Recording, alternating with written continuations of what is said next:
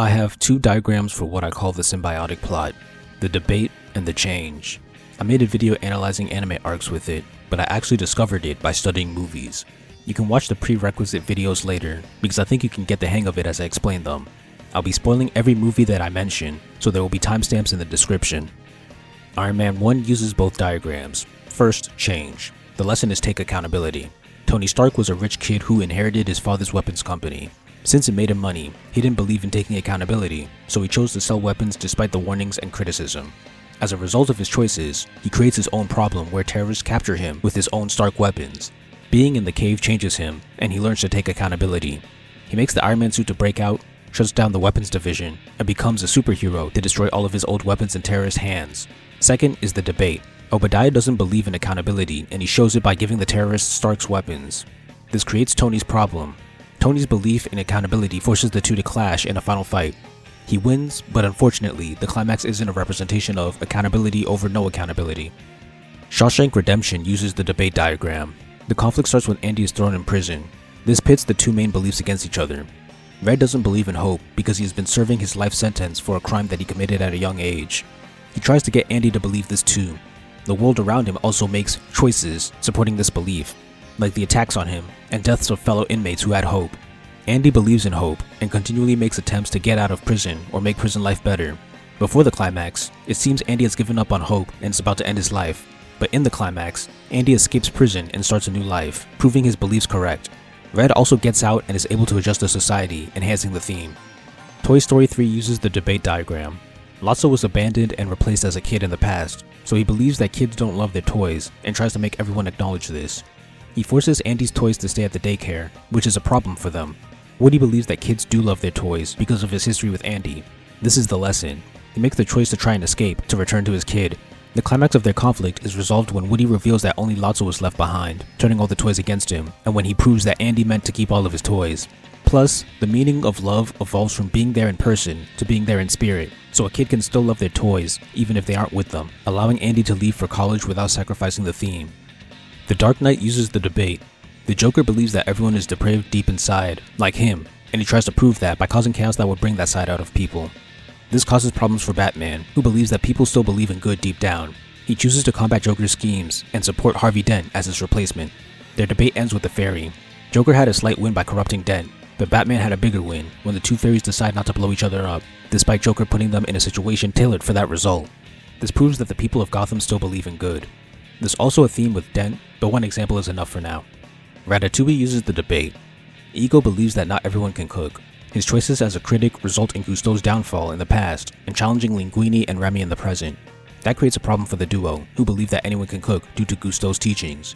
Skinner is the second antagonist. He also doesn't believe anyone can cook, specifically Linguini, and he creates problems by trying to prevent Linguini from taking over the restaurant once the duo starts leveling up.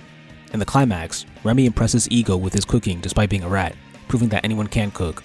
Ego retires from being a critic and enjoys his cooking in the future, further enhancing the lesson. For the Skinner plot, Linguini eventually took over the restaurant, but it got shut down after the climax. Ratatouille also has a second theme, but one is enough for this video. Spider-Man 2 uses the change. Peter's starting belief is that he should be a superhero even at the cost of his happiness due to the first movie. He is successful as Spider-Man, but a failure as a friend and a student. All of these struggles slowly change his mind. After meeting a doctor who tells him what he's unconsciously feeling, he quits being Spider-Man and values his happiness over his duty. As a result, his life as a friend and student gets better, but his powers fade. He chooses not to help people in danger until the burning building happens. His moment with Ursula and Aunt May are his change events that bring him back to the Stark belief, and his powers return. He also makes the choice to give up on MJ. In the climax, he chooses to be a hero over being in a relationship, but MJ chooses to be with him anyway. It also uses a second change diagram. The lesson is that intelligence is a gift to be used for the good of mankind. This lesson technically ties into the previous lesson of Peter using his powers for the good of mankind. Otto teaches this to Peter. His choice to create the fusion reactor reflects this belief. But after his wife dies and his arms affect his mind, he starts using his intelligence to create the reactor for his own ego. This is the change event. He starts doing everything to get the funding for his project, including stealing money and fighting Spider-Man for Harry. This becomes a problem in the climax when the mini-sun is becoming destructive. Peter has to remind him of the hero belief. This is his change event back to the start. When Octavius regains control, he makes the hero choice to destroy his greatest achievement because it wasn't benefiting mankind. This is a climactic solution that represents the lesson.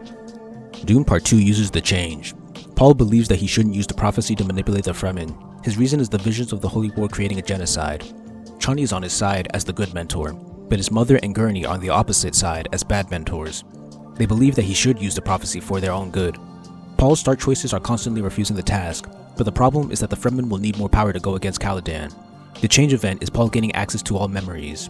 He switches to taking advantage of the prophecy, unites the Fremen, and gets warheads. In the third act, they easily dismantle Caladan's military. There isn't exactly a climactic representation of the lesson, but this story is a little more complicated. The lesson is actually the start belief, and the story is a cautionary tale. I can explain that in another video. The Godfather uses the change diagram. Michael starts the story not wanting to do anything with the family business and chooses to stay out. As an indirect result, Vito is injured and his family is losing political power. Small events in the gang war force Michael to change, like protecting Vito and shooting Sollozzo. Slowly, Michael's old beliefs about the family business disappear as he becomes a ruthless Don.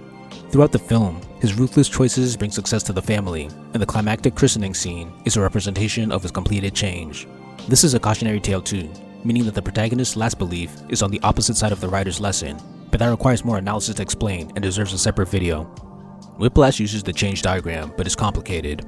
The lesson is that it's okay to be normal.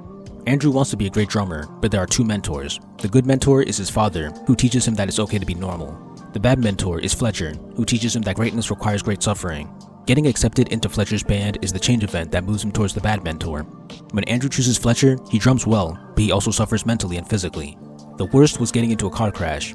Losing his spot as the main drummer due to the car crash is the change event that moves him to the good mentor. When Andrew chooses his dad, he's safe but unsatisfied.